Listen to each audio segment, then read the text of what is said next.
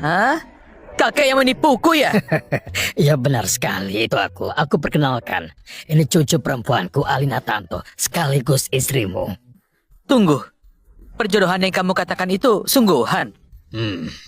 Tunggu. Bukannya perjodohan ini hanya untuk lepas dari masalah? Kami baru bertemu 3 kali. Cucu perempuanmu sepertinya niat pada aku. Siapa yang punya niat padamu? Kamu jangan narsis ya. Kalau bukan karena kakek, aku nggak akan mencarimu. Alina. Kakek, cucu perempuanmu itu nggak bisa digoda. Baru bercanda sedikit, dia sudah pergi. Gadis itu pemalu, jangan pedulikan. Nggak apa-apa. Nah, ngomong-ngomong, ada satu hal lagi. Kakek mau apa? Salam hormat, Tuan. Aku? Kalau tebakanku benar, Tuan adalah murid utama dari Pavilion Niebo. Tuan adalah murid utama dari Pavilion Niebo. Pavilion itu menolong kami sesuai aturan saat kami bertemu Tuan Besar. Harus berlutut. Kamu tahu aku dari Pavilion Nebo? Hari itu aku sebenarnya ingin mencarikan suami untuk cucuku, tapi salah memilih, Tuan Erik. Aku suruh orang menyelidiki dan baru menyadari Tuan memiliki cincin naga dan Tuan adalah murid utama. Karena itu aku mengundang Tuan ke sini. Cepat bangun. Tuan nggak perlu sungkan. Keluarga Kusuma dan keluarga Tanto sama-sama ditolong, tapi sikap kalian beda banget. Anda menghormatiku, tapi keluarga Kusuma malah mempermalukanku. Tuan Erik mewakili Pavilion menepati janji pernikahan adalah sebuah kehormatan besar. Keluarga Kusuma bukannya menyambut meriah, tapi malah mempermalukan Tuan. Mereka pantas mati. Itu benar. Mereka bukan cuma ingkar janji, tapi juga menghina mendiang guruku. Kalau bukan demi guruku yang menukar nyawanya dengan kitab 9 naga, mana mungkin aku menahan diri. Apa? Kitab 9 naga? Kitab 9 naga bukannya ada di keluarga Tanto? Kitab 9 naga bukannya ada di keluarga Tanto? Apa katamu? Dulu saat keluarga Tanto dalam bahaya, aku menitipkan cucuku ke Pavilion Niebo. Setahun kemudian keluarga kami bangkit, Alina pun kembali. Di punggungnya ada tato kitab 9 naga. Apa mungkin guruku salah? Dulu keluarga Kusuma ingin dekat dengan Pavilion, jadi mereka mewakili keluarga Tanto pergi ke Pavilion untuk berterima kasih. Mereka dijanjikan pernikahan dan menyebabkan kesalahpahaman ini. Tuan Ardi mungkin mengira Delila sebagai Alina. Ternyata begitu.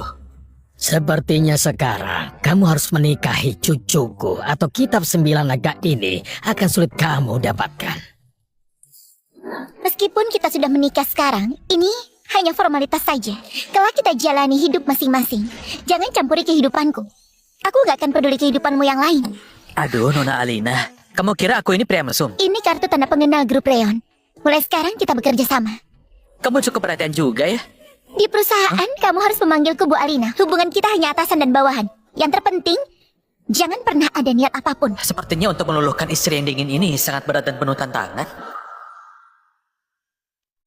Bu Alina, gawat. Pak Randy menyuruh orang pergi ke divisi keuangan dan mengambil banyak dokumen. Sekarang dia menggelar rapat dadakan. Baik, aku akan ke sana. Oh iya, antar dia ke mejanya ya. Baik, Bu Alina. Halo, Tuan Erik. Halo. Mulai sekarang, Tuan adalah karyawan divisi hukum grup Reon. Divisi hukum? Hei, aku ini bukan pengacara. Aku juga nggak paham soal hukum. Tuan Erik, divisi hukum nggak cuma menyusun kontrak, tapi juga menagih utang. Menagih hutang? Maksudmu, aku ini penagih utang? Aku ini suami CEO kalian, tapi di perusahaan kalian jadi penagih utang. Pekerjaan divisi hukum punya aturannya sendiri. Aku ingin tahu siapa yang keberatan. Ini Pak Manajer Ariel dari grup Reon. Saat ini dia kepala divisi hukum. Asal kamu tahu, grup Reon adalah grup besar. Nggak ada sistem nepotisme. Kalau mau bertahan di sini, harus andalkan kemampuan. Mengandalkan wanita, nggak ada gunanya. Siapa bilang aku nggak punya kemampuan? Aku mau lihat apa pria simpanan sepertimu punya kemampuan sejati. Grup Danika berutang 200 miliar pada kita. Saat ini perusahaan sangat membutuhkan dana itu. Pergi dan tagih utang itu. Pergi dan tagih utang itu. Tamat dia, Pak Ariel mencoba mengerjainya. Jangan bicara sembarangan. Grup Danika itu kan lawan yang tangguh. Utang itu sudah setahun lebih tertunggak. Semua penagih yang kesana berakhir patah tulang kaki dan tangan. Benar, Pak Ariel adalah orang kepercayaan Pak Randy. Pak Randy juga cucu kandung Tuan Haris. Akhir-akhir ini mereka bertarung sengit. Menurutku pria simpanan ini akan jadi tumbal mereka. Ternyata bajingan tua ini tahu kalau aku ini suami Alina. Dia sengaja cari masalah. Gimana? Kamu bisa nggak? Tentu aku bisa, tapi kita perjelas dulu. Kalau aku dapat utang 200 miliar itu dari mereka, mulai sekarang di grup Reon ini, kamu harus tunduk padaku. Kalau kamu bisa menagihnya, jangankan tundukkan kepala, memanggilmu kakek pun aku rela. Tapi kalau kamu tidak bisa tagih utang itu, segera angkat kaki dari sini. Oke, aku setuju. Hah, bagus. Jangan menyesal nanti ya.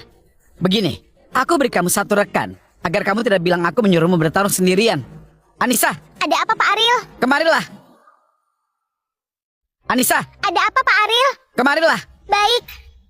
Halo Tuan Erik. Wah, boleh juga kamu Pak Ariel. Kalau pria dan wanita bekerja sama, pasti nggak melelahkan. Kamu aturkan wanita ini buatku. Nggak perlu sungkan, panggil saja Kak Erik. Kak Erik. Ya, Gak usah basa-basi, cepat ke grup dan nikah sana. Hah, beraninya menantangku.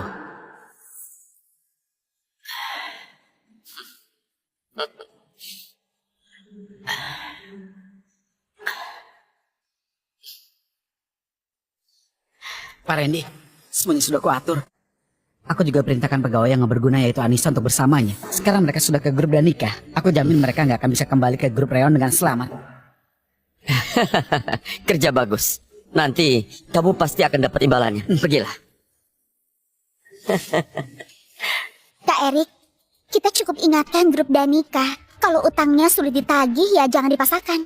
kenapa takut? Kita datang buat menagih utang. Kita di pihak yang benar. Seharusnya mereka yang takut. Seharusnya mereka yang takut. Kak Erik, kamu nggak tahu ya? Presidir grup Danika, Kevin Danika adalah preman terhebat di sini. Dia ada di bawah kekuasaan Kak Aska. Kalau Kak Aska marah, entah gimana nasib kita akhirnya. Kita harus berhati-hati. Erik? Erik, ngapain kamu di sini? Bukannya kamu sudah menikahi Alina dan jadi menantu kaya? Kedua pecundang yang sudah diblokir saja bisa ke sini. Aku yang dari keluarga Tanto nggak boleh datang. Lancang kamu ya. Kamu nggak lihat ini di mana?